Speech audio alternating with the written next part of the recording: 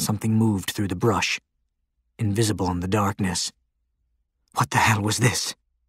Ben tensed to fight or run. One hand held the lantern out, as much a talisman as a light, and the other scrambled at his belt for his knife. It was a sailor's blade, 6 inches and sharpened to a wicked edge. As his fingers closed around it, he felt a fragment of confidence fall back into place. But still the thing moved through the shadows. Ben drew the blade slowly, keeping it behind him, not wanting the polished steel to catch light from the lantern. It was closer. The blade cleared the sheath, and Ben eased slowly down into a crouch. If he had to fight, then he would make a real fight of it. Closer still. "Come on, you bugger," he murmured, his fingers flexing on the handle to find the best grip. If it rushed him, he'd slash. Stabbing is a fool's move. The blade gets caught. Ben knew that quick slashes could fend off even a big hound or a boar. Suddenly, the thing burst from the bushes and drove right toward him. Ben growled in fear and fury and raised his knife. The creature flew into the spill of lantern light, and Ben fell back a step, a laugh escaping his chest. It was a pheasant. Plump and beautiful and indifferent to the big man with the wicked knife. It flapped past him down the corridor of yews. "Bloody hell!" Ben gasped and slammed the knife back into its sheath. "Bloody bird!" he called after it, and then to himself. "Bloody fool." With a rueful smile and a shake of his head, he turned and found his path. But 10 steps deeper into the forest, his lantern guttered, the light dimming for a dangerous moment before waxing again as he shook it. Ben peered at it. The oil was almost gone. He had snatched up the first lantern he found and had not stopped to check the oil first. "You bloody fool," he said again. It was not the first time a hasty act had come around to bite him. Ben lingered for a moment, looking back the way he had come. As silence reclaimed the shadowy landscape, the night seemed bigger, darker, less familiar. Silence was like a presence. He could feel it watching him. "Are you out there?" he called, but without wanting to, he pitched his voice as a whisper. Silence answered him, but Ben still felt as if he was being watched, as if familiar eyes were on him. He cleared his throat and pitched his voice louder. "Come!" he yelled. "We have to talk!" Nothing.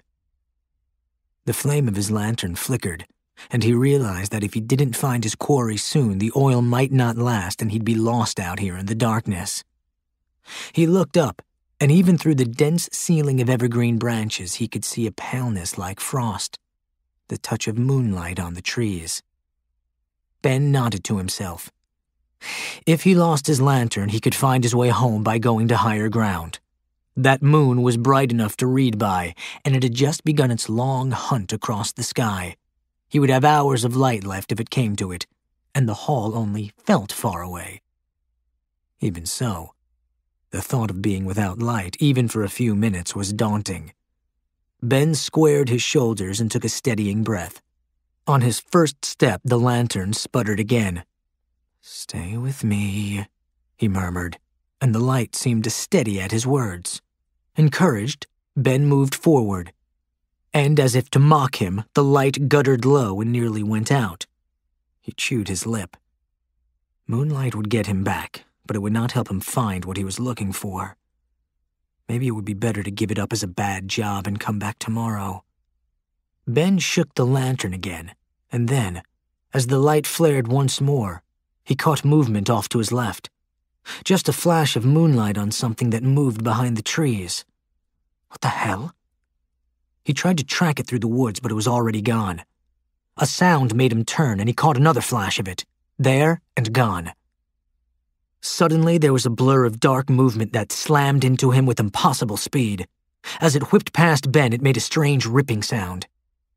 His lantern struck the hard-packed dirt behind him and rolled away, the fickle flame flaring brighter for a moment. The impact knocked Ben halfway around, and he stared numbly in the wrong direction, his eyes bulging and blinking. The world dwindled down to an envelope of darkness that seemed to wrap itself around him. He heard the delicate sound of a raindrop on the scattered leaves beneath his feet. Another drop, and another. He looked up, wondering why he felt no rain on his face. The sky beyond the roof of trees was clear. Ben smiled crookedly at the moon, wondering how rain could fall on such a night, and then looked down at the splattering of drops on the leaves. Dark rain, black in the moonlight, glistening like oil, smelling of freshly sheared copper. Ben opened his mouth to comment on the strange rain that seemed to be falling from his own body, but no sound came out. He heard a soft sound, the crunch as someone stepped on the wet leaves. But when he looked at the foot, it was wrong. So wrong. Shoeless, misshapen. Not a human foot at all. Not an animal either. Ben raised his head and saw the eyes of the thing that stood near him. They were not the eyes of the person he came looking for out here. They were large and as yellow as a harvest moon. The eyes glared at him, and Ben felt his hammering heart suddenly go still in his chest. Understanding struck him harder than the blow that had stalled him. He screamed, and then he ran. His stomach was a furnace that sloshed loosely, and Ben clamped his hands over his abdomen as he blundered through the brush. His fingers closed over wet ropes that threatened to spill out of him. His mind refused to accept the reality of what had been done to him. To accept it was to allow it, and he could not. He ran, staggering, stumbling, leaving a widening trail of red behind him. Even through the sound of his own desperate breaths and the slap of his feet on the leaves, he could hear the thing following. Not running. Stalking. God, he breathed, but his voice was ragged and wet. He risked a single backward glance, just one, and it was not there. Moonlight painted the corridor of trees with a ghostly light, and nothing behind him moved except the tree branches he himself had disturbed. "Please," Ben whispered. "Let there be a chance." He turned back to find his way. And it was there. He slammed into it and rebounded. With an awful realization, he knew that it had circled him, not hunting, taunting him, playing with him. The thing moved with hideous speed, and Ben felt lines of fire ignite along his cheek. Hot blood poured from the gashes and ran into his mouth and down the side of his throat. Ben whirled and ran straight through the dense brush. His legs were as heavy as iron weights, but he willed his feet to move and move. The brush abruptly thinned and then gave way to a small clearing that skirted the base of the cliff wall. Out of the tangles of withered grass, a set of pale stone steps rose to the foot of a massive door. Ben realized where he was. It was a mausoleum carved into the living rock of the cliff. It was ancient, with a massive lintel carved with the faces of forgotten gods and nameless kings. The ponderous bronze door was bound with thick iron bands that ran from top to bottom and side to side. The panels between the intersecting bands were inscribed with complex prayers and spells of such antiquity that much of their meaning was lost to time. Hope flared like a spark in the darkness of his mind, and he raced toward it. In the woods behind him, he could hear the thing as it smashed through the brush in pursuit.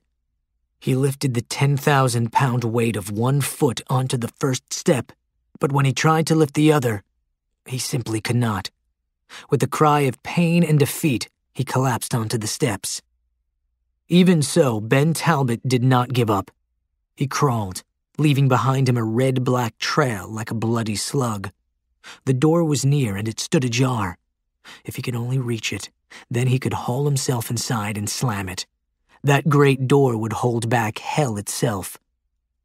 Then he heard the click and scratch of clawed feet on the stone steps, and he knew that he would never reach that door.